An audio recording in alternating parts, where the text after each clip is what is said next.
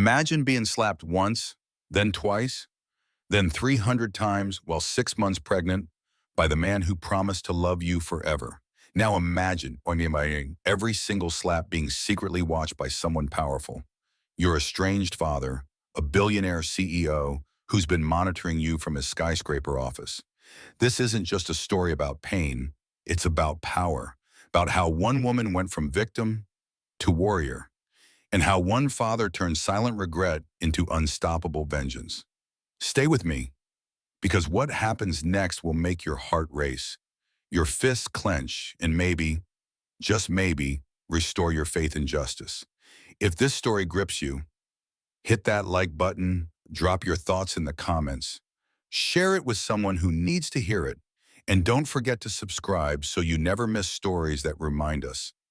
Sometimes survival is the greatest revenge.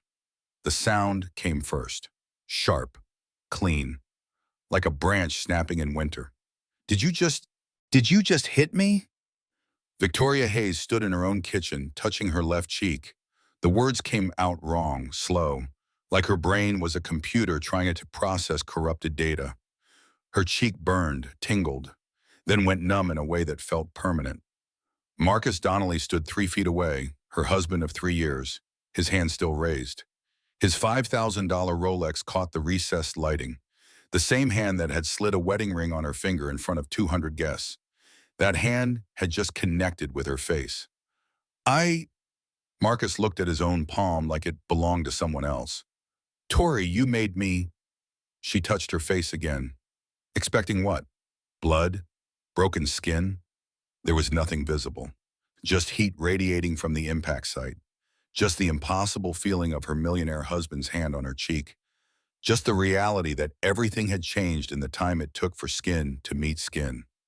The baby kicked. Hard. Sharp. Like even her unborn daughter knew something fundamental had shifted in their world. Tori's hand dropped from her face to her belly. 7 months pregnant. Round. Vulnerable. Obvious. You burned my presentation files. Marcus's voice cracked.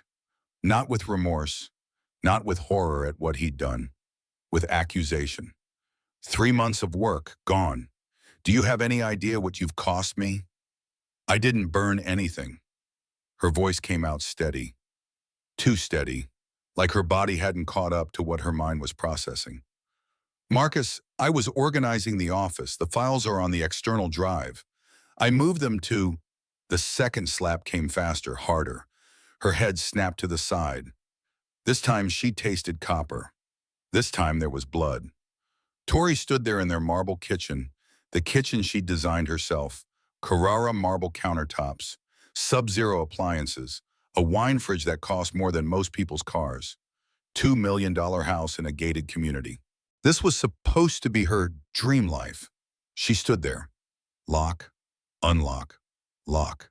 Her mind trying to make sense of what was happening, trying to find the version of Marcus she'd married, the man who'd cried during their vows, the man who'd bought her a painting on their first date just to have a reason to see her again. Unlock, but he wasn't there anymore. Lock, that version of Marcus had been a mask, or maybe that version had died, or maybe he'd never existed at all. Clean yourself up, Marcus said. His voice was cold now, businesslike. And find those files. I need them for tomorrow's meeting. He walked out, just walked out of the kitchen, out the front door, the sound of his Mercedes starting up, the sound of expensive German engineering, carrying her husband away from what he'd just done. Tori stood alone, pregnant, bleeding, in her perfect kitchen. 20 minutes passed, or maybe an hour. Time had stopped making sense. She found herself sitting on the bathroom floor, cold tile against her thighs, the door locked, the only locked door in a house full of open spaces. Her phone vibrated against the tile. Elena's name lit up the screen. Then a text message appeared. Girls' night tomorrow? Wine for me? Sparkling water for you? Tori's thumbs hovered over the keyboard. What would she type? Can't make it. Husband hit me. Twice. Actually 3 times if you count the one to my shoulder when I tried to leave the kitchen. She typed instead. Sounds perfect. 7? I'm not overreacting, she whispered to the locked door, to herself, to the baby, to the universe. This isn't normal. This isn't okay. But 10 minutes later, she opened the door. She walked back into her marriage. She pretended nothing had happened, because that's what you do when you're 7 months pregnant and the alternative is too terrifying to contemplate. That night, Marcus came home at 11. He brought food from Marcello's, her favorite Italian place, lobster risotto. The dish she'd ordered on their first anniversary, the dish she couldn't eat anymore because pregnancy guidelines said no shellfish. He'd forgotten. Again. Or maybe he'd never really listened in the first place. I bought you something. Marcus slid a small blue box across their dining table. The table that sat 12. They'd never had 12 people over. They'd never had anyone over. Somewhere along the way, their house had become a beautiful prison. Tori opened the Tiffany box with shaking hands. Inside, diamond earrings, 3 carats each. The kind of earrings that cost more than most people made in a year. Approximately $30,000 resting on white satin. Marcus, I don't want... They're an apology. He reached across the table, took her hand. She let him. Why did she let him? It'll never happen again. I swear on our daughter's life. The stress from work, the Wellington deal falling through. I wasn't myself. You know I love you. You know I'd never hurt you intentionally. The baby kicked again, persistent, insistent. Tori wondered if babies could feel their mother's fear. If cortisol and adrenaline transferred through the placenta along with nutrients and oxygen. If her daughter was already learning that love came with conditions, that apologies came with jewelry, that violence could be erased with the right price tag. Okay, Tori heard herself say. Okay. That night she wore the earrings to bed, the cold metal pressed against her neck as she lay on her side. The only comfortable position at 7 months pregnant. Marcus snored beside her, deep, content, unburdened. 3 days later, the earrings went into the safe. She never put them on again, but she couldn't throw them away either. Evidence or insurance or shame, she wasn't sure which. But the slaps didn't stop. They multiplied. And somewhere in a building 43 floors high, someone was watching. Richard Hayes sat in his corner office. 60 floors of steel and glass. Hayes International, Fortune 500 company. He'd built it from nothing. Taken a small manufacturing business his father left him and turned it into an empire. He could buy and sell companies with a phone call. He'd negotiated with presidents and prime ministers.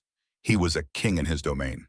None of that mattered now, because on his laptop screen, in crystal clear 4K resolution, he watched his daughter get hit.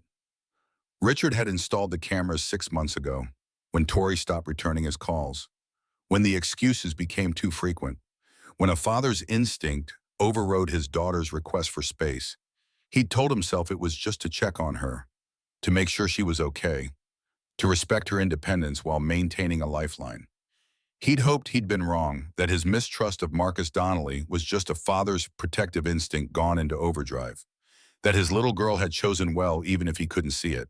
He'd been watching for 6 months, watching the small cruelties, the controlling behavior, the isolation. But tonight was different. Tonight Marcus had crossed a line that couldn't be uncrossed. Richard picked up his phone, dialed a number from memory. Sarah, it's Richard Hayes. I need a favor, a big one. Detective Sarah Crawford had been his friend since college. Before the money, before the empire, when they were just 2 kids trying to figure out life. What's going on, Richard? I'm sending you a file, video footage.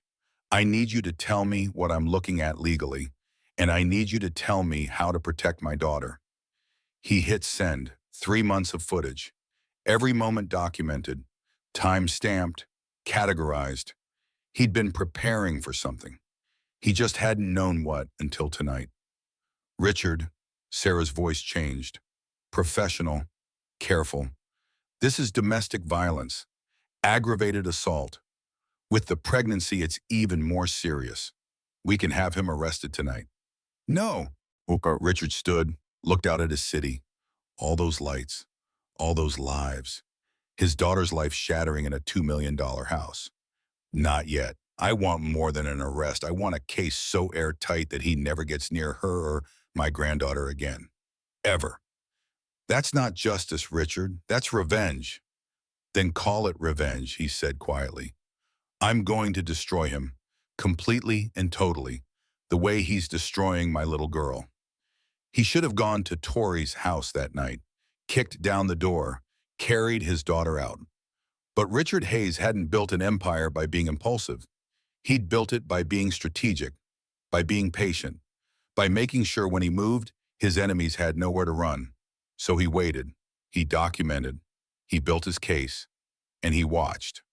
Week 1 after the first slap, 2 more incidents. Week 2, finitum. Week 3, Tori stopped counting. You're walking wrong. Slap. Hard enough to leave a mark, but light enough that makeup could cover it. You're embarrassing me in front of clients. Slap in their bedroom after a dinner party where Tori had laughed too loudly at someone else's joke. Why did you talk to the contractor? Slap. Because she'd asked about the timeline for fixing their broken dishwasher.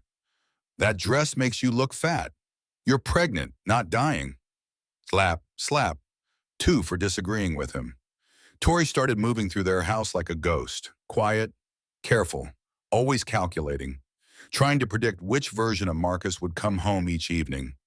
Would it be the charming millionaire who brought home flowers? Or would it be the man whose hand moved faster than his conscience? She developed a system. His car in the driveway. Count to 10. Listen for the sound of his keys. Aggressive jangle meant danger. Careful placement in the dish by the door meant maybe safe. Maybe. The sound of his briefcase hitting the entry table. Hard meant he'd had a bad day. Gentle meant he might have had a good one. She became a student of her husband's moods, reading the signs, adjusting her behavior, making herself smaller, quieter, less, anything to avoid the impact of his palm against her skin. At 7.5 months pregnant, she was exhausted all the time. But it wasn't the pregnancy that tired her, it was the constant vigilance, the hyper-awareness, the way her body tensed every time she heard footsteps, the way her heart raced when his car pulled into the driveway. These bruises, Dr. Grace Campbell said during Tori's regular checkup. Her voice was careful, too careful, the kind of careful that meant she knew exactly what she was looking at. On your arms, Tori. They sat in the examination room, paper crinkling underneath Tori as she shifted on the table, the fetal heartbeat monitor strapped to her belly, the room filled with the sound of her daughter's heartbeat. Strong, healthy, 145 beats per minute. Perfect. Everything about her pregnancy was perfect, except for everything else. I'm clumsy, Tori said. The lie came easily now. She'd practiced it. The pregnancy makes me off balance. I bumped into the kitchen counter. Tori, Dr. Campbell moved closer. She'd been an obstetrician for 24 years. She'd delivered hundreds of babies. She'd seen this before. I know the difference between pregnancy clumsiness and intentional harm. These bruises are in the exact shape of fingerprints, both arms, consistent with someone grabbing you forcefully. The baby kicked against the monitor, right on cue, like she was trying to communicate something her mother couldn't say out loud. I bumped into the counter, Tori repeated. She couldn't look Dr. Campbell in the eyes, couldn't bear to see the pity there. Or worse, the certainty. Dr. Campbell opened her desk drawer, pulled out a purple card. Domestic violence hotline. Resources, phone numbers, addresses of shelters. Please, Dr. Campbell said softly, please take this. You don't have to use it today, but please keep it, just in case. Tori took the card. She'd throw it away in the parking garage. She'd thrown away 5 already. 5 purple cards. 5 opportunities to ask for help. 5 moments where she could have said the words out loud and made it real. But she couldn't, because if she said it out loud, she'd have to do something about it. And doing something about it meant leaving. And leaving meant a divorce. And a divorce settlement meant custody arrangements. And custody arrangements meant Marcus would get their daughter alone, 50% of the time, unsupervised, without Tori there to protect her. I'm protecting her, Tori whispered to her belly in the car after the appointment, her hands on her stomach, feeling her daughter move. If I leave, he'll get partial custody. He'll have you alone. If I stay, at least I'm there. At least I can be your shield. She didn't let herself finish the thought. Protect her from what? From me choosing her father? From me bringing her into this narcissistic abuse situation? From me being too weak to leave? That night, Tori couldn't sleep. 2 in the morning. Marcus snoring beside her. She opened her phone, started scrolling through old photos, looking for answers in the past, looking for the moment everything went wrong. Their wedding, Marcus in his Tom Ford tuxedo, designer everything. Her and Vera Wang, $40,000 of dress. She'd felt like a princess. Marcus had cried during his vows, real tears streaming down his face. I will protect you, he'd said, his voice breaking with emotion. I will honor you. I will cherish you.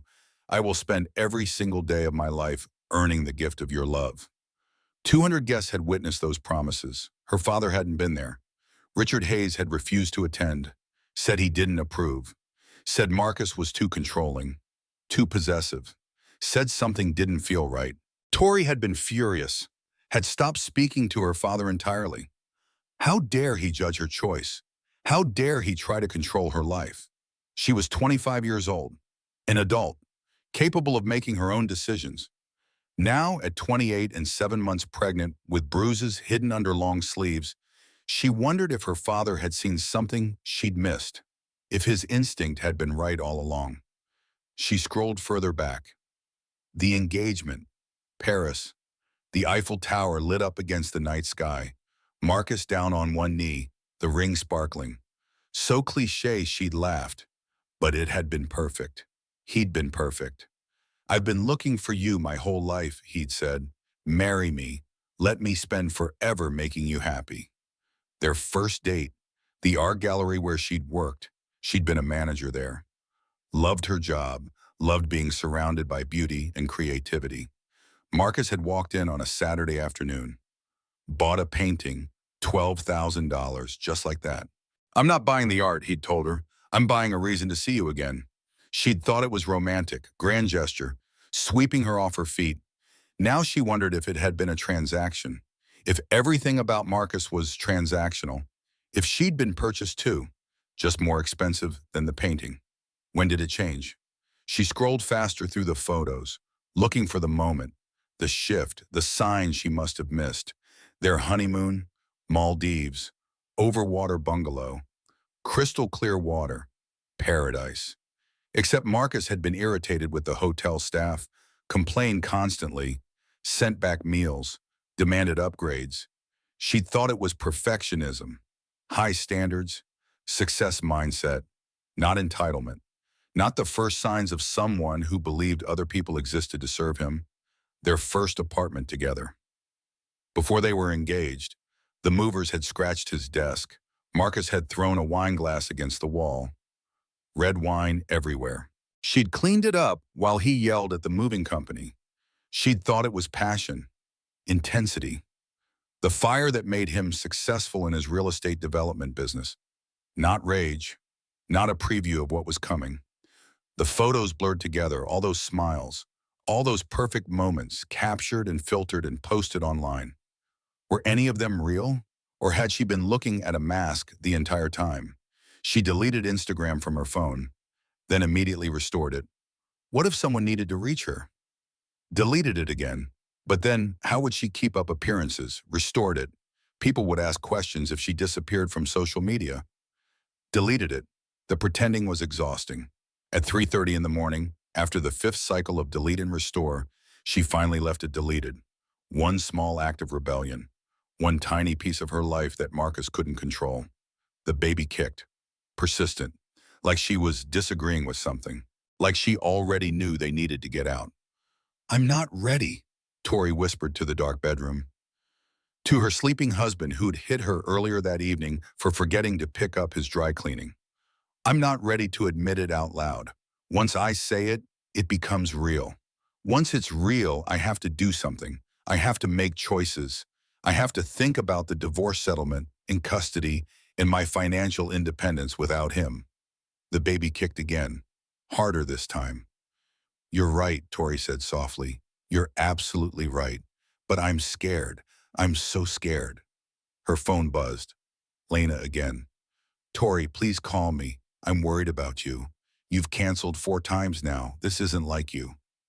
Tori stared at the message, wanted to call, wanted to tell her best friend everything. But Elena was a pediatric nurse, smart, perceptive. She'd ask questions Tori wasn't ready to answer. She'd push Tori to leave. She'd offer help.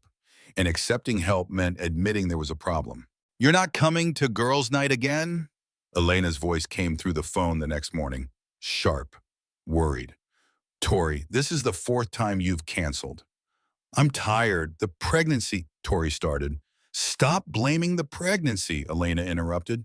Her voice cracked, years of friendship breaking through professional nursing composure. I'm a nurse. I work with pregnant women every single day. I know what exhaustion looks like. This isn't that. This is something else. Tori sat in her parked car, in the garage of her own home, $2 million estate. She'd pulled in 15 minutes ago, couldn't make herself go inside. The concrete walls pressed in on all sides, trapped. I'm fine, she said. The lie tasted like ash. You're not fine. You never see anyone anymore. You stopped posting online. You quit your job at the gallery. You loved that job, Tori. And last week when we grabbed coffee, you flinched when that guy bumped your chair. He barely touched you, and you flinched like he'd hit you. I was startled, that's all. Silence on the other end. Then, Tori, is Marcus hurting you? The question hung in the air, in the enclosed space of her car, in the gap between what Tori knew and what she could admit. 4 words.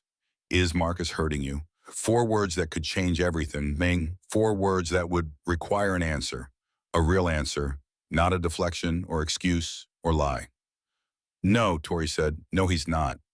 You're lying. Elena wasn't asking. She was stating a fact. I have to go. Tori, please, let me help you.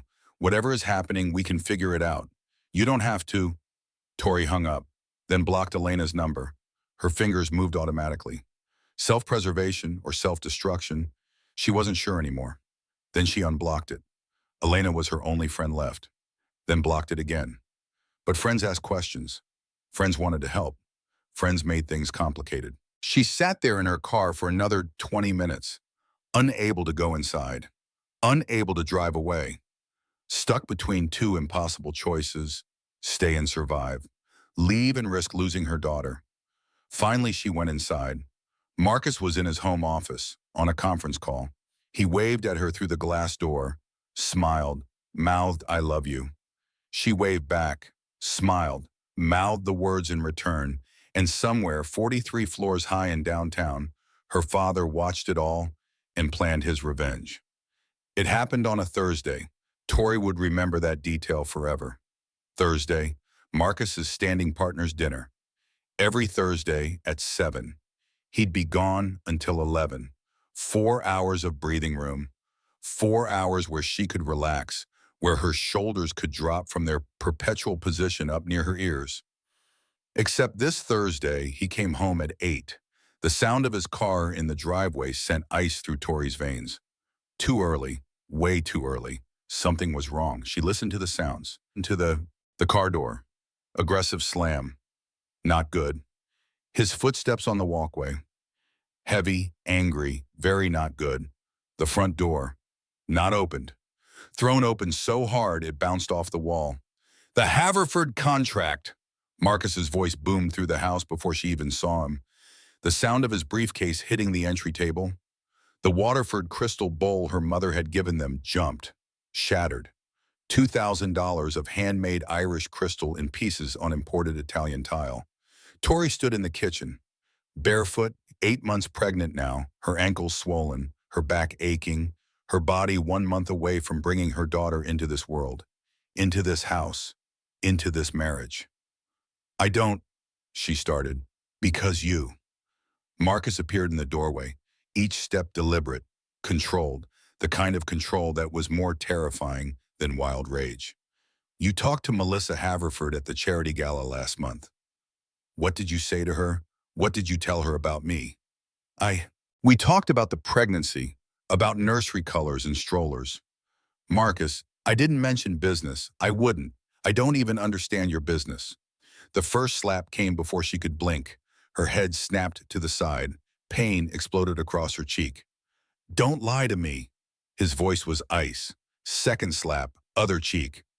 "You cost me $15 million. Third slap, same place as the first. "Do you understand? $15 million. She backed against the kitchen counter. Nowhere to go. The island on one side, Marcus on the other. Pregnant and trapped. The marble edge dug into her spine. 4, 5, 6. The slaps came faster now, an awful rhythm. "Stop, please. The baby."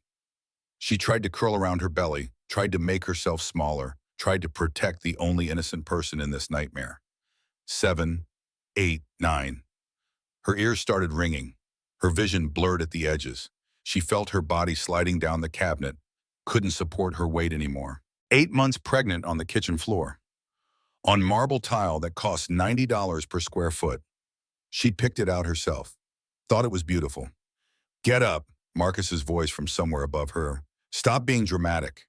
She couldn't get up, couldn't make her body work.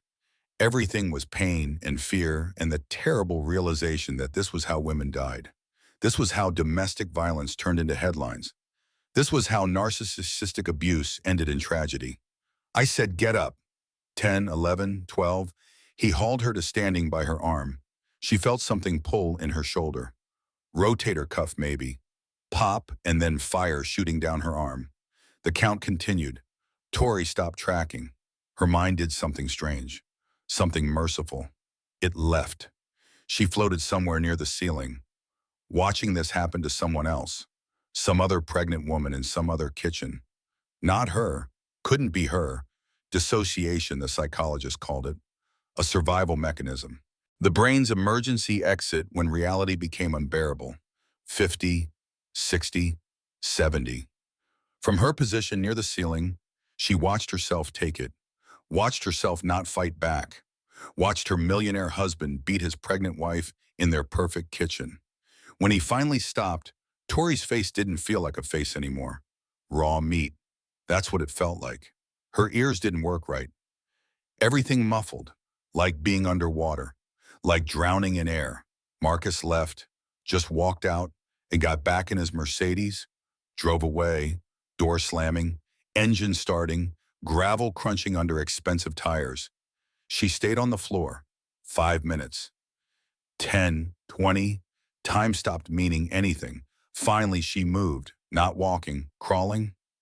8 months pregnant, crawling across $10,000 rugs imported from Turkey, crawling down a hallway lined with abstract art, crawling past a life that looked perfect from the outside. The bathroom. She made it to the bathroom, locked the door. Not that a lock would stop Marcus if he came back, but it felt safer. The illusion of safety was better than nothing. The bathtub. Cold porcelain against her burning skin. She turned on the water, sat fully clothed under the stream, let it run, let it wash away. What? The pain? The truth? The moment she should have left after the first slap? The water ran clear. No blood. How could there be no blood with this much pain? How could her skin not be split open when she felt so completely broken? She sat there for an hour, maybe longer. The water bill would be astronomical. Marcus would be furious. She'd hear about it for days. She didn't care. For the first time in months, she genuinely didn't care what Marcus thought. I hate him. The words out loud. To the bathroom tiles, to the running water, to herself. I hate him. I hate him. I hate what I've become. I hate that I'm sitting in a bathtub fully clothed because I'm too broken to even undress. I hate that I'm 8 months pregnant and terrified of my own husband. I hate that my daughter is going to be born into this. I hate that I don't know how to get out. The baby kicked, weak, tired. Even she was exhausted. I know, Tori said to her belly. I know we have to leave. I know this is the divorce settlement from hell. I know custody arrangements with him will be a nightmare. I know financial independence seems impossible. But I don't know how. I don't know how to do this. What she didn't know, her father was watching, had watched all of it, was already planning her escape route, was already building a case that would destroy Marcus Donnelly completely. Richard Hayes sat in his office, 43 floors high, watching the live feed from his daughter's bathroom, watching her break, watching her talk to her unborn baby, watching his little girl realize she was trapped. His hands shook. 60 years old, built a Fortune 500 company, negotiated billion-dollar deals, faced down corporate raiders and hostile takeovers. Never shaken, never uncertain. Watching this, he shook. He picked up his phone, dialed Sarah Crawford. "I'm done waiting," he said when she answered. "I want him destroyed. Completely. Utterly. I want a case so airtight that he goes to prison. I want custody revoked permanently. I want restraining orders that put him in jail if he comes within 1,000 feet of my daughter. I want his business bankrupt, his reputation in ashes. I want him to lose everything the way he's taken everything from her." "Richard," Sarah started. "No." His voice was steel. "I've been patient. I've been strategic. I've documented everything. Now I want war, total war, and I want you to help me win it." "I'm already building the case," Sarah said quietly. "I have everything we need for criminal charges. Aggravated assault, domestic violence. With her pregnancy, it's even more serious. But Richard, she has to want to leave. She has to be ready." "Then I'll make sure she's ready," Richard said. "I'm going to my daughter, tonight, right now." But he didn't go, not yet, because the night wasn't over, because Marcus came back. And this time he brought his brother. Marcus returned at midnight. Tori heard his car from the bathroom. She'd finally gotten out of the tub, changed into dry clothes, sat on the floor with towels as pillows. The tile cold, but safer than the bed. Safer than being unconscious near Marcus. But there were two car doors this time. Two voices, Marcus and someone else. Morgan, Marcus's older brother. 40 years old, successful attorney. Marcus's defender, his excuse maker. The person who always said, "That's just how Marcus is," or "You have to understand the pressure he's under," or "He doesn't mean it." "Victoria," Marcus's voice echoed through the house. "Where are you?" She didn't answer. Maybe he'd think she'd left. Maybe he'd panic. Maybe. The bathroom door exploded inward. Lock broken, splinters of wood frame. So much for the illusion of safety. "There you are." Marcus pulled her up by her bad arm, the one he'd injured earlier. Her shoulder screamed, "We need to talk." Morgan stood in the doorway, looking uncomfortable, but not intervening, never intervening. "Marcus, maybe we should—" Morgan started weakly. "Shut up!" Marcus dragged Tori toward the bedroom. Morgan followed. Why was he following? "My brother is here to witness something, to document that you're unstable, that you're a danger to yourself and the baby, that I have every right to seek full custody when this divorce happens." Divorce. He'd said divorce, like it was inevitable, like he'd already decided. What followed wasn't random. It was systematic, calculated. Marcus on one side, Morgan standing there, watching, documenting with his phone, recording her humiliation, recording evidence for a custody battle, recording her midlife transformation from wife to victim. 100, Tori counted this time, forced herself to stay present, to not float away. She needed to remember, needed to be able to testify, needed evidence of her own. 200, she stopped begging. Begging made it worse. She curled around her belly, protecting, always protecting, her daughter, the only pure thing in this nightmare. 250, her consciousness flickered, in and out, like a faulty light bulb, like a computer trying to reboot. Her brain's way of saying this is too much. This is beyond what you can process and stay sane. 290, she heard Morgan finally. "That's enough, Marcus, seriously. The baby. You're going to hurt the baby." 300, then silence. Complete silence, the kind of silence that felt louder than sound. "Clean yourself up," Marcus said. His voice came from far away, distant, like he was speaking from another dimension. "We have the Wellington brunch tomorrow. 9 sharp. Wear the blue dress, cover the marks, and smile. You're good at pretending, so pretend." They left, just left, like they'd finished a business meeting. Like they hadn't just beaten a pregnant woman 300 times. Like this was normal, like this was acceptable. Tori lay on the bedroom floor. Brazilian walnut, $90 per square foot. She'd picked it herself, had been so proud of her design choices. Her beautiful home, the baby wasn't kicking anymore. No. Tori's hands went to her stomach. No, no, no, no, no. Baby, kick.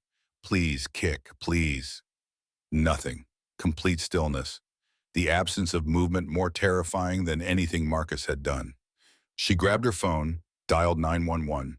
Her finger hovered over the call button. If she called, paramedics would come.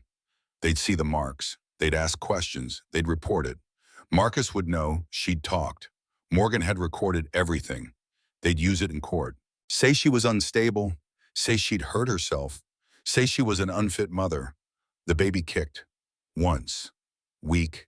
Faint. But movement. Life. Tori sobbed. Relief so intense it hurt worse than the slaps. Her daughter was okay. Her daughter was alive. Her daughter was still fighting. She called Dr. Campbell's emergency line instead. I need to come in. Her voice shook. I I fell down the stairs. The baby isn't moving right. I need to make sure she's okay. I'll meet you at the hospital, Dr. Campbell said immediately. No questions. Not over the phone. Drive carefully. I'll be there in 20 minutes. The emergency room was bright, too bright, fluorescent lights that made her injuries more obvious. But it was empty. 3 in the morning. Just the night staff and one drunk guy sleeping it off in the corner.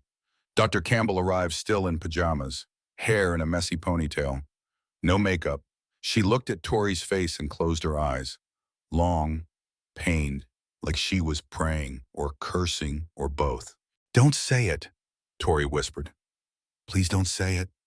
Dr. Campbell did the exam in silence. Fetal heart rate monitor, ultrasound, checking for signs of distress. The baby's heartbeat filled the room. Strong, steady, 142 beats per minute. She's fine, Dr. Campbell finally said. Strong heartbeat, good movement, no signs of placental abruption. Your daughter is a fighter, Tori. Like her mother should be. The words came out bitter. Except her mother is pathetic. Her mother let herself get hit 300 times in one night. Dr. Campbell sat on the edge of the hospital bed, took Tori's hand. You're not pathetic. You're surviving. There's a difference. Is there? Tori looked at her reflection in the dark window, barely recognized herself. Swollen face, split lip, bruises already blooming purple and yellow. 28 years old, looking 50, looking defeated. I'm sorry, she whispered to her belly. You deserve better. You deserve a mother who's brave, who leaves at the first slap, who knows her worth, who doesn't need a 300 slap wake-up call. The baby kicked, persistent, stubborn, disagreeing. You're right, Tori said. You're absolutely right. Dr. Campbell left to file paperwork. Said she'd be back in a few minutes. Tori sat alone in the exam room. Fluorescent lights humming. That hospital smell. Antiseptic and sadness in too many stories like hers. The door opened. Not Dr. Campbell. Detective Sarah Crawford, 42 years old, domestic violence specialist. Tori had never met her before. Didn't know why she was here now. Mrs. Donnelly, Detective Crawford said gently. Well, Dr. Campbell called me. I'm a friend of your father's, and I need to talk to you about what's happening at home. My father? Tori's brain couldn't process. What does my father have to do with this? He's been worried about you. He asked me to keep an eye out, to be available if you needed help. Sarah pulled up a chair, sat at eye level, not standing over her, not intimidating, just present. And I think you need help. I think you've needed help for a while now. I can't, Tori said. If I leave, he'll get custody, 50%. She'll be alone with him. I can't risk that. What if I told you there's a way to make sure he never gets custody, never gets unsupervised access, never gets to touch either of you again? There's not. The courts favor shared custody. Even with abuse, he'd get weekends, he'd get holidays, Not with the evidence I have, Sarah interrupted. Your father has been documenting everything. For months, every incident, on camera, time-stamped, undeniable. Tori's world tilted. What? He's been cameras in my house? He was worried. He couldn't reach you. You'd stop taking his calls. So yes, he installed cameras. He's been watching. He's been documenting. And now he's ready to burn Marcus Donnelly's life to the ground. But he needs you to be ready too. He needs you to want out. I want out, Tori said, then louder. I want out. I want a divorce settlement that destroys him. I want financial independence from him. I want my daughter to never know him. I want women supporting women, and I want someone on my side for once. I want my midlife transformation to start right now. Sarah smiled, small, fierce. Then let's make it happen. They spent the next 2 hours documenting everything. Photographs, medical records, Tori's statement, every detail, every incident. 3 months of abuse documented by her father. Tonight's beating documented by the hospital. An airtight case. I'm not pressing charges yet, Tori said. Not until after the baby's born. Not until I have her safe. But I want everything on record. I want evidence for the divorce and custody battle. I want ammunition. Smart, Sarah said. We'll build the case. When you're ready, we'll file. And Marcus Donnelly won't know what hit him. Tori drove home at 4 in the morning. Marcus was asleep, snoring like nothing had happened, like he hadn't beaten his pregnant wife 300 times. She lay beside him in bed, staring at the ceiling, planning. This isn't submission, she thought. This is war, and I'm going to win. Richard Hayes stood outside his daughter's house. 8 in the morning, exactly 4 days after the 300 slaps. After watching the worst night of his daughter's life on a laptop screen from 43 floors up. After spending 96 hours building a city that would destroy Marcus Donnelly's entire world. $2 million estate, gated community, professionally landscaped, picture perfect from the outside. Everything about Marcus Donnelly was perfect from the outside. The mansion, the Mercedes, the designer suits, the charitable donations, the public persona of successful millionaire ex-husband material. Richard had investigated him thoroughly now. Marcus's business was failing.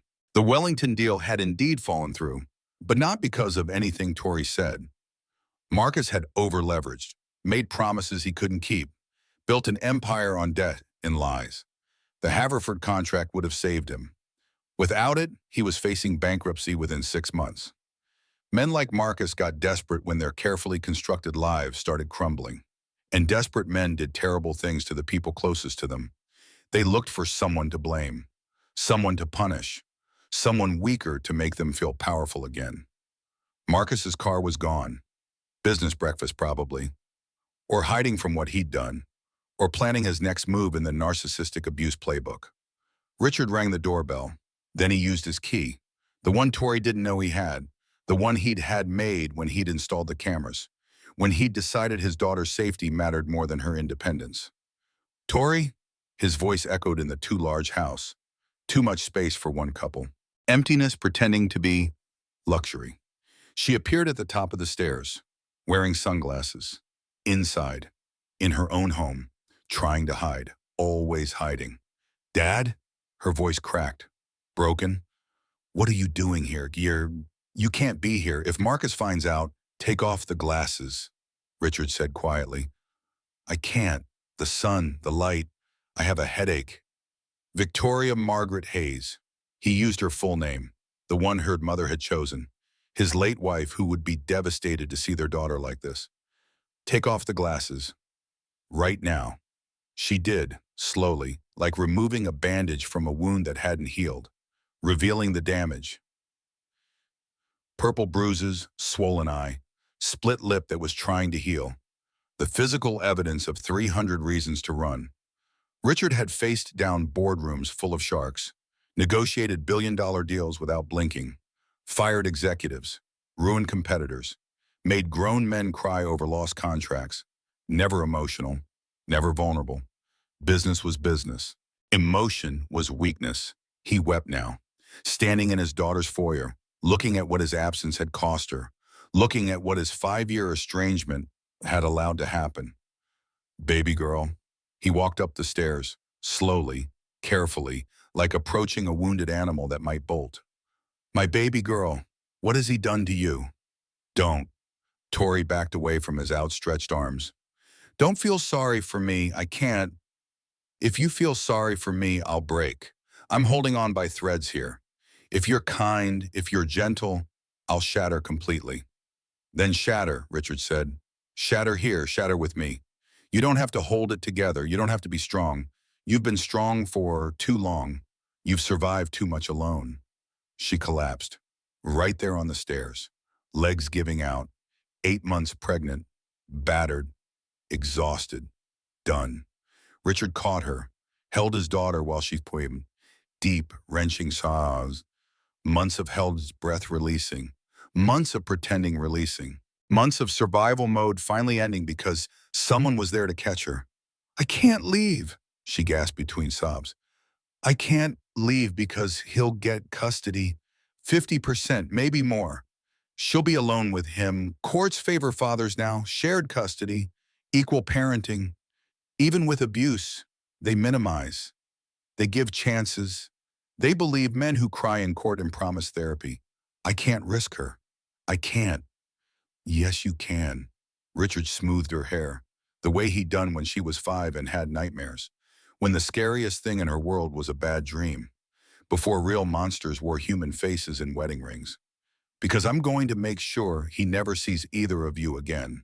For I promise you, I swear on your mother's memory, he will never touch you again. He will never touch my granddaughter. I will destroy him so completely that he'll be lucky if he's not in prison. You can't promise that. The courts will see what I've documented. 3 months of footage. Every slap, every threat, every moment of control and isolation. They'll see medical records, police reports, expert testimony. They'll see a case so airtight that no judge in their right mind would grant him custody. Tori pulled back, looked at her father. You really recorded everything? Everything. Richard helped her to her feet, led her downstairs. They sat in the kitchen, the scene of so many crimes. I have lawyers ready. Investigators.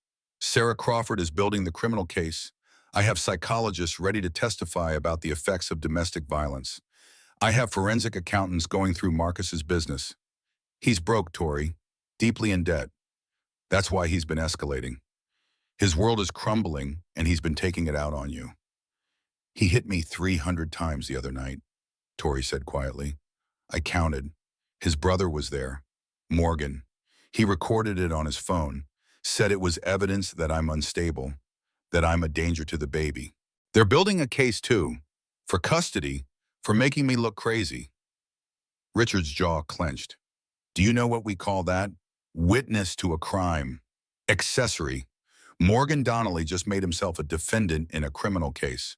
That recording? That's evidence against Marcus, not you. Sarah will subpoena it. It'll be Marcus's downfall. A door slammed somewhere in the house. Both of them froze. Marcus's voice. Tori, whose car is that in the driveway? Richard stood, straightened his suit jacket, prepared for battle. Stay here. Dad, no, you don't understand. When he's angry, I understand perfectly. Richard walked toward Marcus's voice, toward the man who'd hurt his daughter, toward the confrontation that was 5 years overdue. Marcus stood in the foyer, looking at the expensive car outside, looking at Richard Hayes, recognition, then calculation, then the charm sliding into place, the mask. Richard, this is a surprise. I didn't know you were— Save it, Richard interrupted. Cold, flat. The voice that made executives update their resumes. I know what you've been doing. I've seen it. I've documented it. And it ends today. I don't know what Tori has told you, but she didn't tell me anything. She's been protecting you, God knows why. But I've been watching. Cameras throughout this house, 6 months of footage. Every single thing you've done to my pregnant daughter, every slap, every threat, every moment of abuse. Marcus's face changed, the charm dropping, the mask falling, pure rage underneath. You put cameras in my house? That's illegal. Invasion of privacy. I'll sue you for everything you— Sue me. Richard smiled, cold, dangerous. Please sue me. Give me more opportunities to present my evidence in court. Give me more chances to destroy you publicly.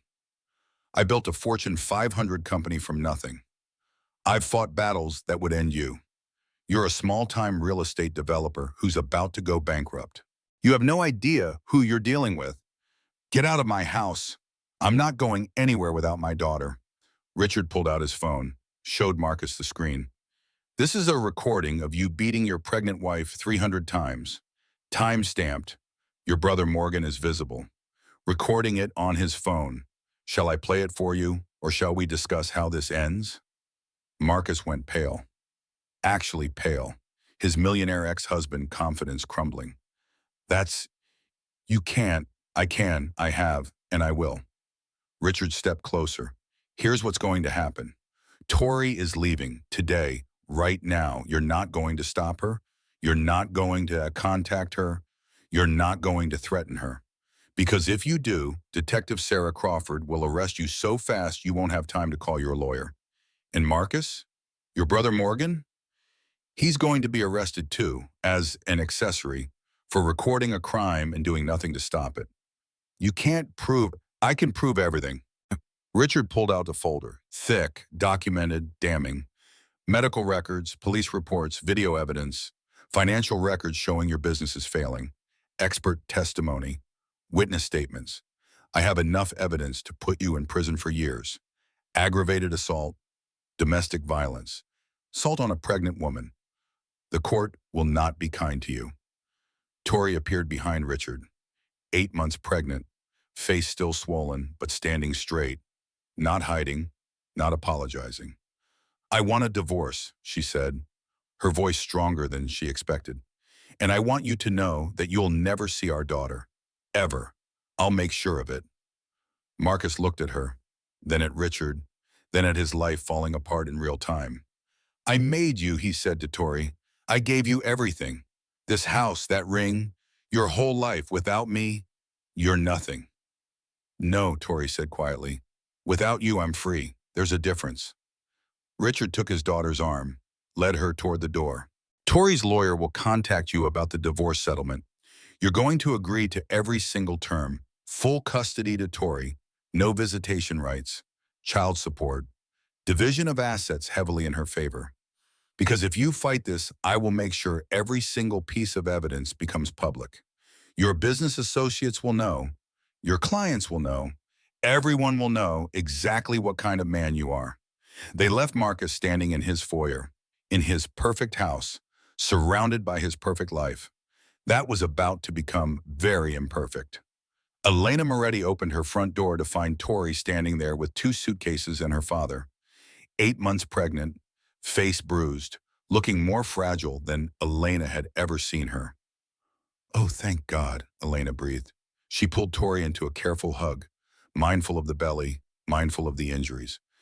Thank God you're here. Thank God you're out. Can I stay? Tori asked. Just until the baby comes.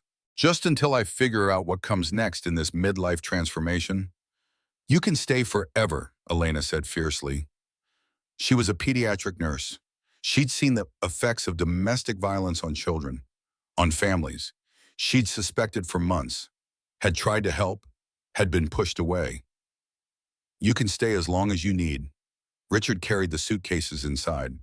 Elena's house was smaller, modest, a 3-bedroom in a good school district, nothing like the mansion Tori had left, but it felt warm, safe, like a home instead of a showplace. I have lawyers ready to meet with you tomorrow, Richard told Tori, the best family law attorneys in the state. They're prepared to file for divorce and emergency custody orders. With the evidence we have, it should be straightforward. What about financial independence? Tori asked. Marcus controlled everything. The bank accounts, the credit cards. I don't have access to anything. Already handled, Richard said. I've opened accounts in your name, funded them. You have a complete financial independence now. No reliance on Marcus for anything. Tori sat on Elena's comfortable couch. Not expensive leather, just comfortable fabric that didn't matter if you spilled something. I don't know how to thank you, either of you. I was so awful to you, Dad. For 5 years, I chose Marcus over you. I cut you out completely. You were in love, Richard said, and he was controlling, isolating you. That's what abusers do. They separate you from anyone who might help, anyone who might see through the mask. I'm just grateful I stayed vigilant, that I trusted my instincts. Elena brought tea, sat beside Tori. Tell me everything. Not about the abuse. Sarah Crawford and the doctors have that documented. Tell me what you need now. How can I help? I need to feel normal again, Tori said. I need to remember who I was before Marcus, before I became this small, scared version of myself. I need women supporting women. I need friendship.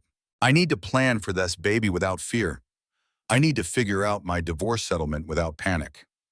Then that's what we'll do, Elena said. She'd been Tori's best friend since college, had watched her friend shine, watched her succeed at the art gallery, watched her fall in love, and then watched her slowly disappear. We'll do normal things. We'll paint the nursery I'm setting up in the guest room. We'll pick out baby clothes. We'll attend Lamaze classes together. We'll eat ice cream at midnight when the pregnancy cravings hit. We'll be friends again. Over the next few days, a routine emerged. Richard met with lawyers every morning, building the divorce case, preparing custody arrangements. Detective Sarah Crawford was building the criminal case, interviewing witnesses, documenting evidence, preparing charges against both Marcus and his brother Morgan. Elena took time off work, spending her days with Tori. They painted the nursery a soft yellow, gender neutral, happy. Elena's house slowly filled with baby items, a crib, a changing table, tiny clothes, everything Tori would need. How did you know? Tori asked one afternoon. They were folding impossibly small onesies, preparing. How did you know about Marcus? The flinching, Elena said. You started flinching around 6 months ago. Every sudden movement, every loud noise. That's trauma response. That's someone who's been hit learning to anticipate violence. I see it in my young patients sometimes. Children from abusive homes, they flinch. I didn't realize I was doing it. That's how insidious narcissistic abuse is. It changes you so gradually that you don't notice, until one day you're a completely different person and you can't remember when it started. Elena folded a tiny sleeper, pink, for a daughter who would grow up safe. I tried to reach you, but you blocked me, literally blocked my number. I'm sorry, I was so ashamed. Admitting it meant accepting it was real. And accepting it was real meant having to do something about it. And now you're doing something about it, Elena said. You're getting a divorce settlement that will protect you and your daughter. You're establishing financial independence. You're building a support system. You're showing your daughter that leaving is possible. That's huge, Tori. That's everything. Detective Sarah Crawford visited 3 days later. She sat at Elena's kitchen table with evidence files spread out, photographs, medical records, video footage. We're ready to file charges, she said. Aggravated assault, domestic violence. We have enough evidence to put Marcus away for 3 to 5 years, maybe more with a pregnancy aggravating factor. What about Morgan? Richard asked. He'd become a permanent fixture at Elena's house.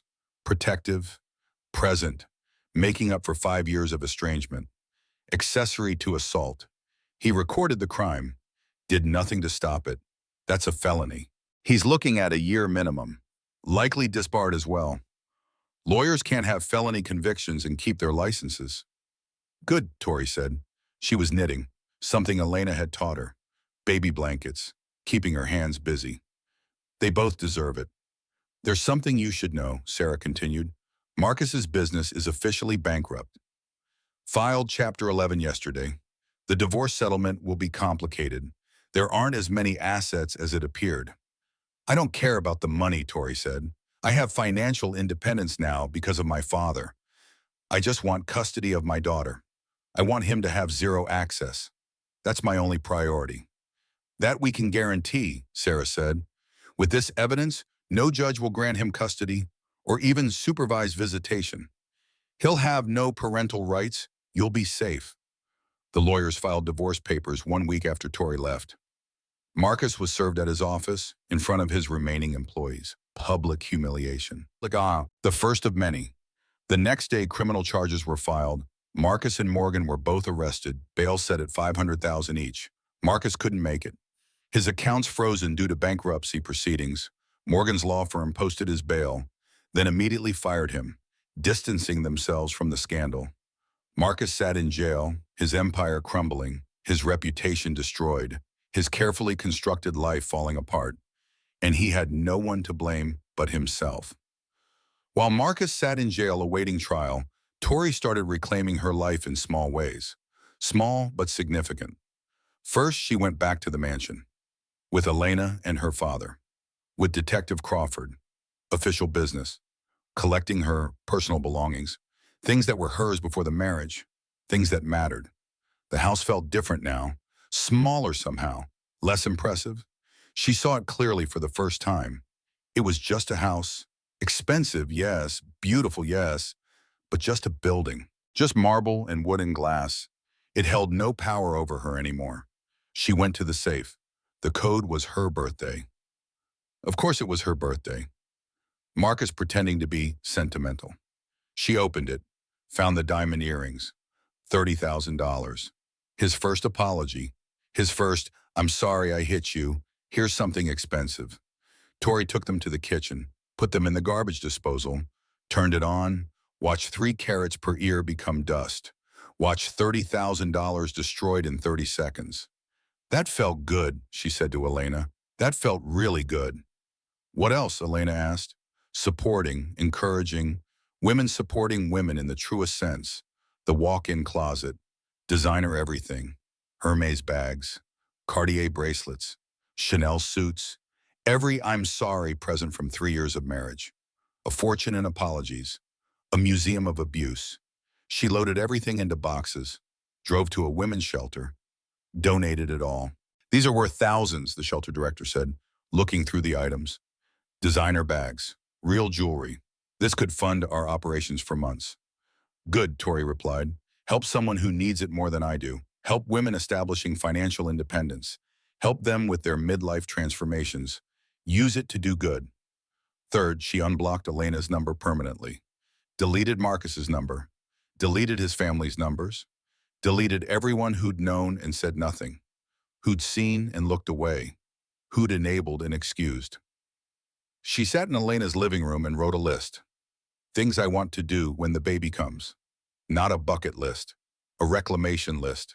A list of the person she used to be and the person she wanted to become. Number 1, return to the art gallery. Her old boss had called, heard about the divorce, offered her old job back, said they'd held it open, said they'd missed her. Number 2, reconnect with friends. Real friends. Not couples, friends who chose Marcus. Not people who'd question her story. Real friends who believed women, who understood narcissistic abuse, who wouldn't judge. Number 3, therapy, real therapy, to process 3 years of trauma, to unlearn survival mechanisms, to learn healthy relationship patterns, to make sure she never missed red flags again. Number 4, teach her daughter self-worth. From day 1, from birth. No princess narratives where men save you. No waiting for Prince Charming. No accepting less than respect and equality and genuine love. Number 5, eventually maybe find love again. Not soon, not quickly, but someday. When she was healed, when she trusted herself, when she could recognize the difference between charm and character, when she could spot a narcissist all before the mask dropped. "That's a good list," Elena said, reading over her shoulder. "Ambitious, healthy, forward-looking." "I spent 3 years looking backward," Tori said, "trying to find the moment things went wrong, trying to pinpoint when Marcus changed, but maybe he didn't change. Maybe the mask just slipped. Maybe I need to stop analyzing the past and start building the future."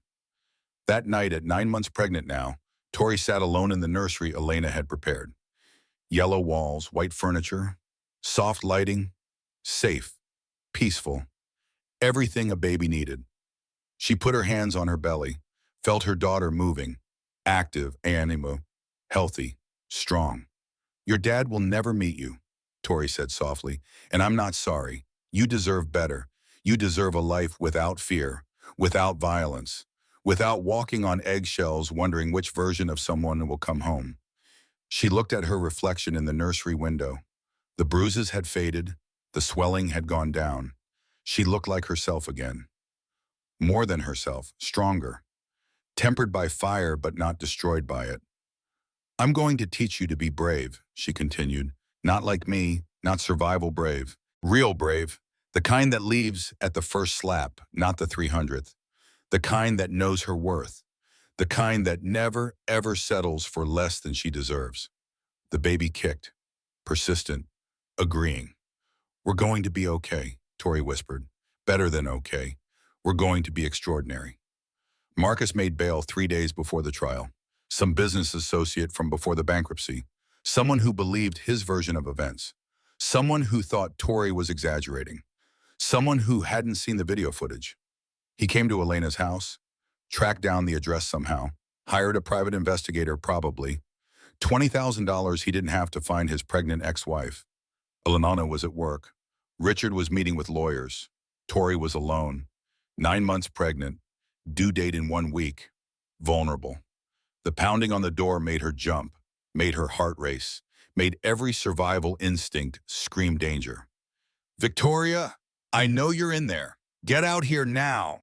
Marcus, outside, furious. She could hear it in his voice, the rage that came before violence, the tone that preceded slaps. Tori grabbed her phone, called 911. My ex-husband is violating his restraining order. He's at my location threatening me. I'm 9 months pregnant. Please send help. Victoria, more pounding. Open this door. You cost me everything. My business, my reputation, my entire life. She stood inside, looking through the window. For the first time in 3 years, there was a locked door between them. People who loved her protecting her. Law enforcement responding. Marcus couldn't reach her, couldn't hurt her, couldn't control her anymore. I'm not afraid of you anymore, she said through the door, loud enough for him to hear. Strong, clear. You're pathetic. You hit a pregnant woman 300 times and you think that makes you powerful? You're weak. You're small. You're nothing. You destroyed me, Marcus screamed, genuine anguish in his voice. The anguish of a narcissist whose carefully constructed image had shattered. The Wellington deal fell through because of you. People know what I did. Someone leaked to the press. My business partners abandoned me. I've lost everything. Good. Tori opened the door an inch, chain lock secured. Police sirens in the distance, growing louder. I hope you lose everything, the way you took everything from me. I hope you feel how I felt.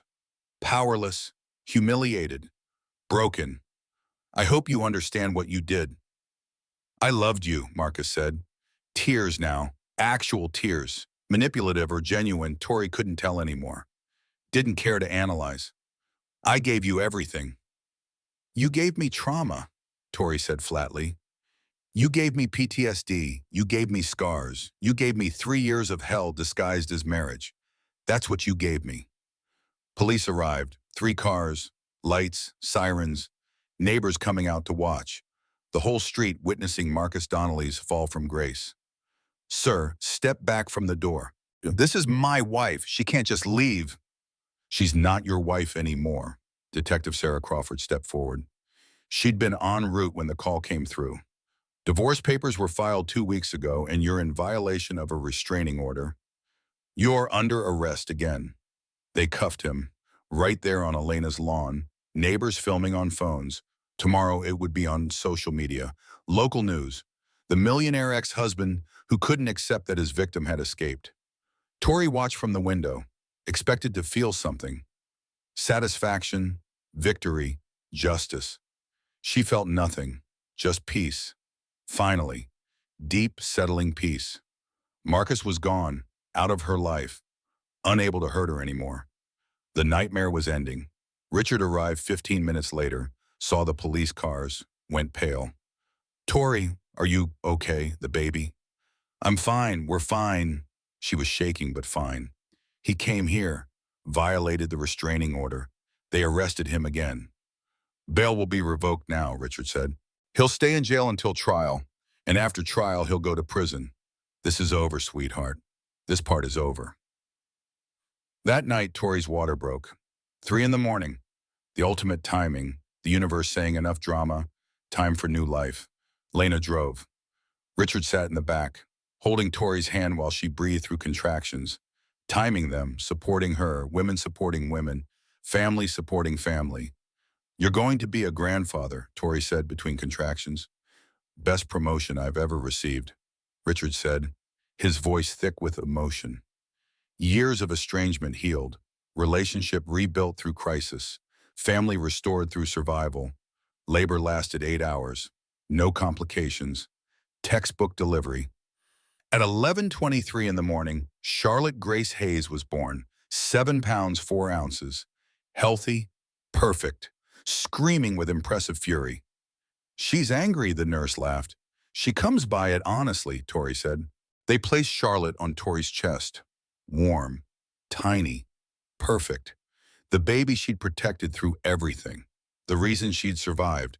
The motivation that kept her fighting when giving up seemed easier. Hi, baby girl, Tori whispered. You're safe now, I promise.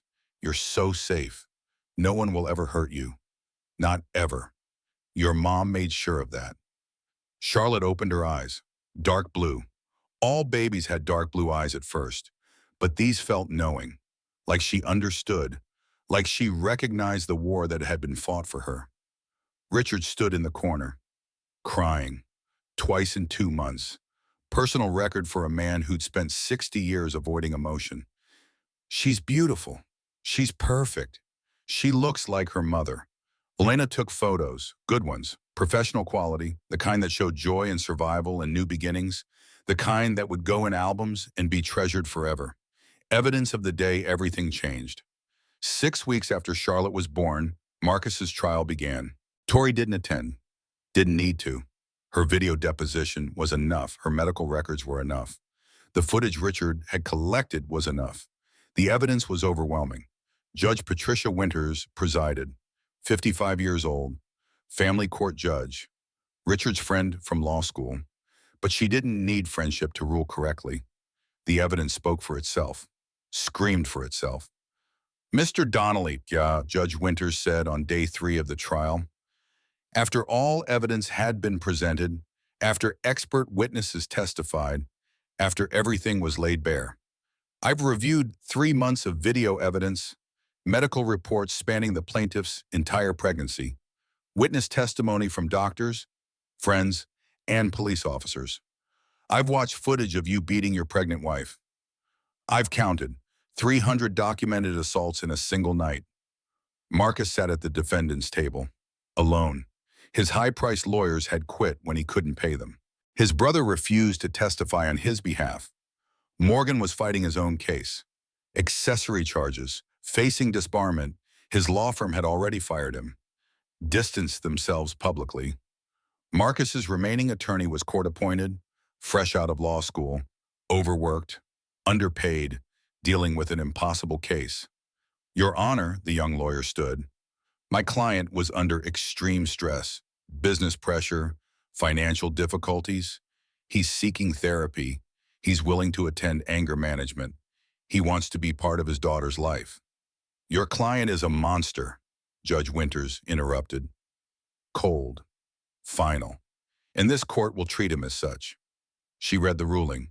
Criminal conviction, aggravated assault, domestic violence, 3 years minimum sentence, no possibility of early parole. Civil ruling, permanent restraining order, full custody to Victoria Hayes, 0 visitation rights, no contact with minor child until age 18. Required to pay 60% of future income in child support. All marital assets awarded to Victoria. Required to pay Victoria's legal fees. Required to attend batterer intervention program. You can't do this, Marcus stood, genuine shock on his face. Like he'd really believed he'd get away with that, like he'd thought his charm would work. His manipulation would succeed. I have rights. She's my daughter. You forfeited your rights, Judge Winters said calmly, when you hit your pregnant wife 300 times. When you chose violence over love. When you chose control over partnership. When you proved yourself to be a danger to the people who should have been safest with you. Bailiff, escort Mr. Donnelly out. He's going directly to county jail to begin serving his sentence. They took him away, handcuffed, destroyed. His millionaire ex-husband status now just a memory. His empire in ashes, his reputation gone. Everything he'd built, everything he'd pretended to be, revealed as a facade. Richard called Tori from the courthouse. It's over. He's going to prison. You're free. Charlotte is safe. It's finally over. Tori sat in her new apartment. One bedroom. Modest, nothing like the mansion. But it was hers. Elena had helped her find it. Her father had helped her furnish it. She'd gone back to work at the gallery part-time. Charlotte in daycare 3 days a week, building financial independence, establishing her midlife transformation, creating a life. How do you feel? Richard asked. I don't know, Tori admitted. She looked at Charlotte, already sleeping in her bassinet, 6 weeks old, perfect, innocent, safe. I thought I'd feel more, victory, relief, something, but I just feel done, like closing a book, like finishing a chapter. It's over and I'm glad, but I'm more focused on what comes next than what happened before. That's healthy, Richard said. That's moving forward. That's healing. That night after Charlotte's last feeding, Tori sat alone in her quiet apartment. She'd declined Elena's offer to come over, declined her father's offer of dinner. She needed to be alone, needed to process, needed to sit with the ending. She pulled out her journal, something her therapist had suggested. Writing helped process trauma, helped make sense of chaos, helped create narrative from pain. She wrote, Dear Charlotte, someday you'll ask about your father. Someday I'll have to explain why you don't have one, why you grew up with just me, with your grandfather, with Elena and our chosen family of women supporting women. Here's what I'll tell you. Your father was sick, not physically, mentally, emotionally. He had a sickness that made him hurt people he claimed to love. That sickness has a name, multiple names: narcissistic personality disorder, domestic violence, abusive behavior, trauma patterns passed down through generations. I stayed longer than I should have. I took 300 slaps before I left. That's not brave. That's not noble. That's trauma response. That's survival. That's fear masquerading as loyalty. But I want you to know something. I want you to understand this completely. Leaving doesn't make you weak. Staying doesn't make you strong. Surviving makes you a warrior, and warriors don't apologize for fighting back. I fought back by leaving, by documenting, by building a case, by protecting you, by making sure you'd never know him, by ensuring your childhood would be different from what mine became. You deserve better than I had. You deserve to grow up without fear, without walking on eggshells, without learning to read moods and anticipate violence, without making yourself small to avoid someone else's rage. You deserve to be loud, to be proud, to take up space, to disagree, to have opinions, to make mistakes without fear of punishment, to be completely, authentically yourself. That's my gift to you. Not money, not things, but safety, freedom, the opportunity to become whoever you want to be without fear. Your father can't hurt us anymore. The divorce settlement protected us. The court system protected us. Your grandfather protected us. And I protected us by finally being brave enough to leave. I love you. I fought for you. And I won. Love, Mom. She closed the journal, felt the weight of everything settling, the trauma, the healing, the future. Charlotte stirred in her bassinet, making small noises, not quite crying, just existing, being a baby, safe, loved, protected. Tori picked her up, held her close, breathed in that baby smell, powder and milk and pure potential. We did it, she whispered. We survived. We got out. We're going to be okay. Charlotte made a small sound, agreement or gay, Tori wasn't sure, but she chose to believe agreement. They were going to be okay. Better than okay. They were going to be extraordinary. 6 months later, Tori stood in a courtroom again. Different case, different purpose. She'd become an advocate for domestic violence survivors. Sharing her story, testifying at trials, speaking at women's shelters, using her voice, using her experience, turning trauma into purpose. The case today was similar to hers. Pregnant woman, abusive husband, midlife transformation through crisis. Tori was testifying as an expert witness, Not on law or psychology, but on lived experience, on survival, on what it takes to leave. Ms. Hayes, the prosecutor asked, can you tell the court what finally made you leave your abusive marriage? 300 slaps in one night, Tori said. Clear, direct. That was my breaking point. But here's what I want everyone to understand. It shouldn't have taken 300. It should have taken 1 million. The first one should have been the last one. Why did you stay after the first incident? Fear, hope, denial, take your pick. Tori looked at the jury, 12 people who'd never experienced domestic violence, who couldn't understand without explanation. I hoped it was a one-time thing.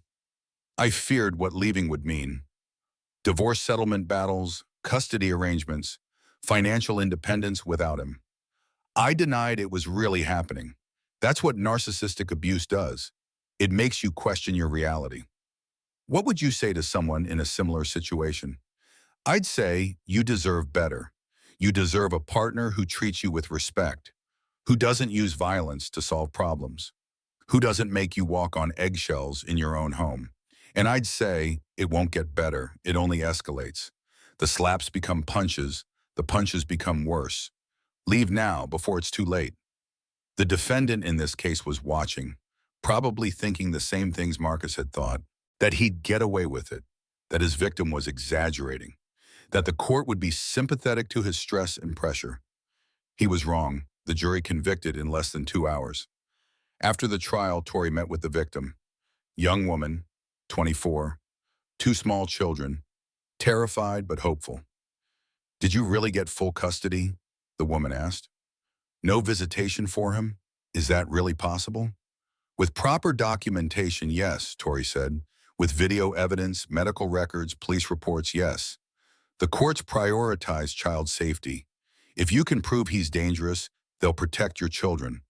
But you have to document everything, photograph every bruise, report every incident, build your case. I'm scared, the woman admitted. He's threatened to take the kids, said he'll get a good lawyer, said I'll look like an unfit mother. That's what they all say, Tori replied. It's part of the control, part of the narcissistic abuse playbook. But here's the truth. The court cares about evidence, about facts, about child welfare. Get a good lawyer, document everything, and fight. Fight for your kids the way I fought for mine. The woman left with resources, phone numbers, shelter information, legal aid contacts, women supporting women, the chain of survival passing from one to another. Tori drove home to her apartment, small but comfortable, safe, hers.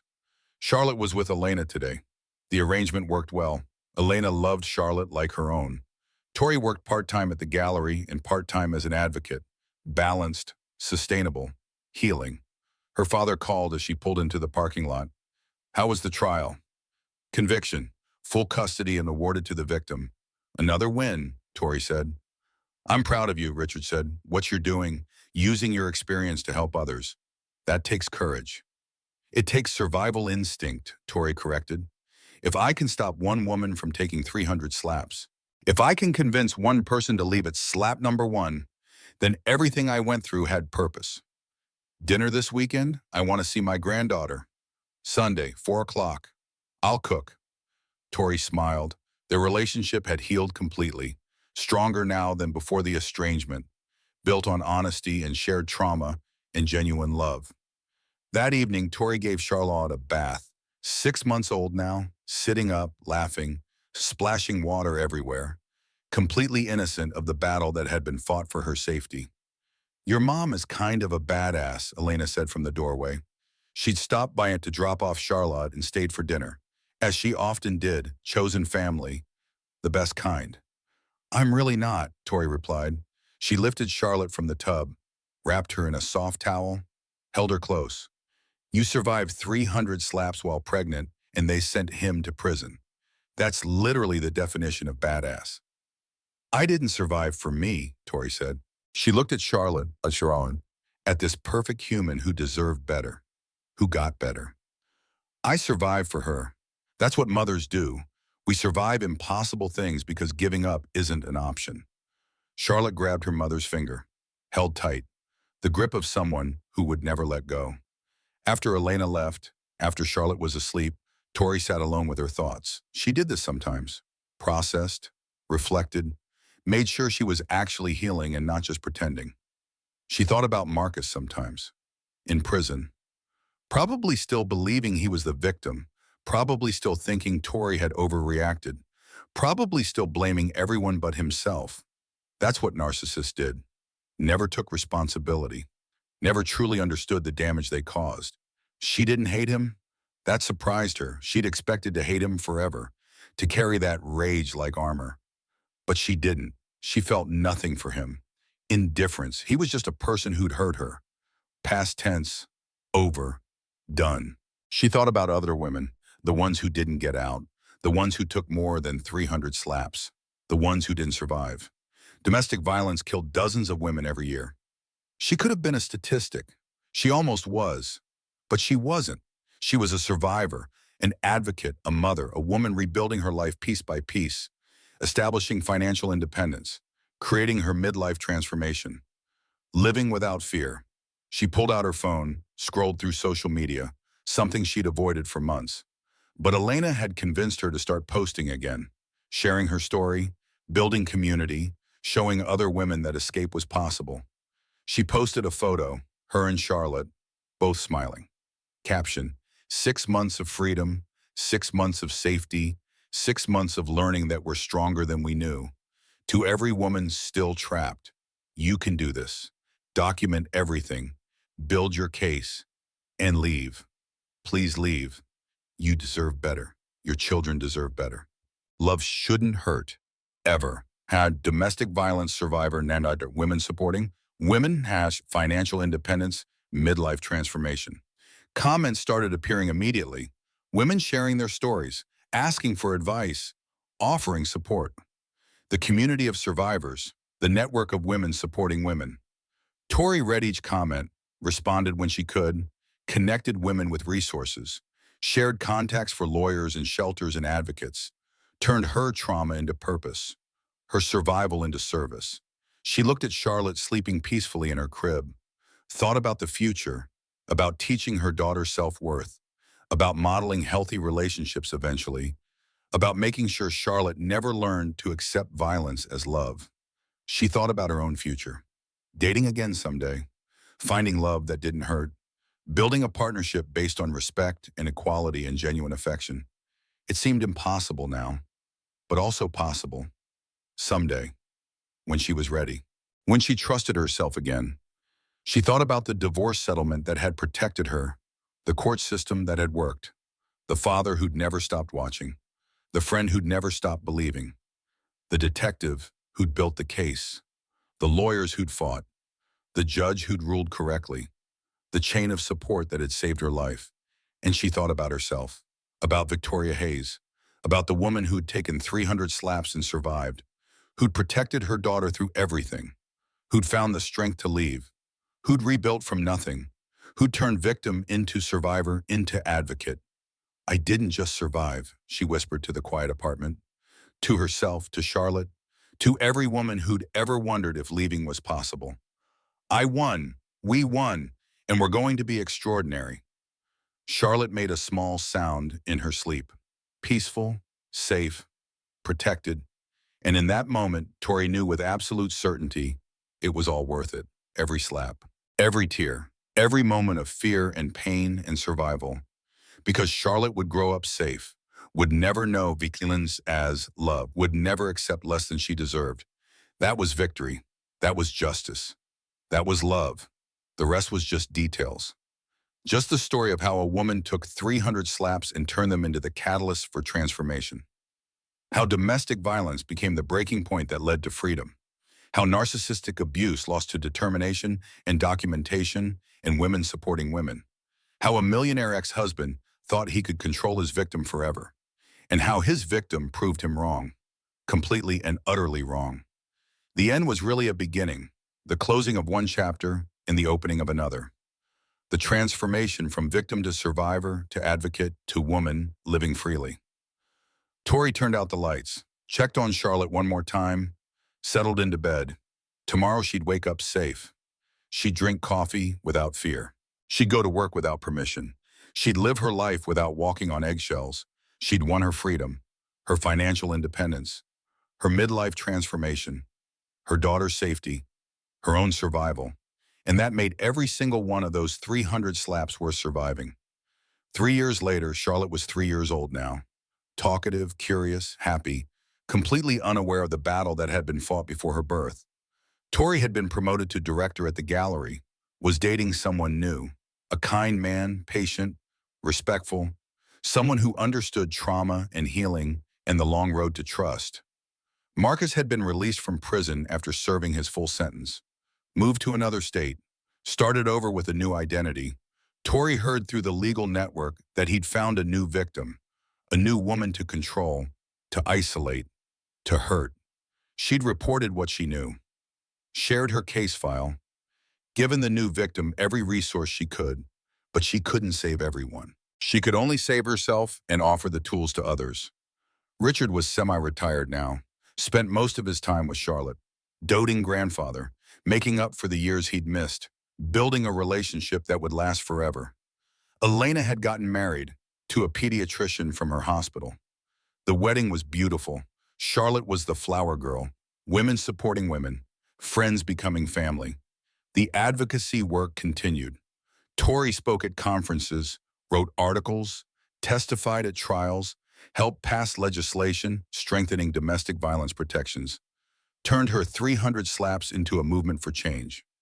On the 3-year anniversary of leaving, Tori took Charlotte to the park. They sat on the swings, Charlotte laughing, Tori pushing gently. Sunshine, peace, normal life. "Mommy, why don't I have a daddy?" Charlotte asked. The question Tori had been preparing for. The question that would come eventually. "You do have a daddy," Tori said carefully, "but he's not safe. He hurt Mommy before you were born, so a judge decided you'd be safer without him, to protect you and to keep you safe." "Did you leave him?" Charlotte asked. 3 years old but perceptive, smart like her mother. "Yes, I left him, because staying would have hurt both of us. And you deserve better. We both deserve better." "Was it hard?" "Very hard, the hardest thing I've ever done, but also the most important thing, because it meant you'd grow up safe, and that's all that mattered." Charlotte thought about this, processing, then, "You're brave, Mommy." Tori felt tears form, happy tears, healing tears. "No, baby, I'm not brave. I'm just a mom who loves her daughter. And love makes you do impossible things. It makes you survive. It makes you fight. It makes you win." They swung in silence for a while, mother and daughter, survivor and saved, past and future, trauma and healing, everything that had been and everything that would be. "I love you, Mommy," Charlotte said. "I love you too, baby girl, more than you'll ever know." And in that moment, Tori realized something profound. She hadn't just survived 300 slaps. She'd transformed them into purpose, into advocacy, into a life worth living, into a daughter worth saving, into a future worth fighting for. The 300 slaps had been her breaking point, but they had also been her breakthrough, the catalyst that forced change, the moment that demanded transformation, the push that led to her midlife transformation and financial independence, and women supporting women and everything good that came after. She wouldn't wish that trauma on anyone, but she also wouldn't trade who she'd become: strong, independent, whole, free. Charlotte laughed on the swing, pure joy, innocent happiness, the sound of a childhood unmarred by violence, the sound of safety, the sound of victory. And Tori smiled, because she'd done it. She'd survived. She'd protected. She'd rebuilt. She'd won. The millionaire ex-husband was gone. The narcissistic abuse was over. The domestic violence had ended. The divorce settlement had protected him. And they were living their best lives, finally, completely, extraordinarily.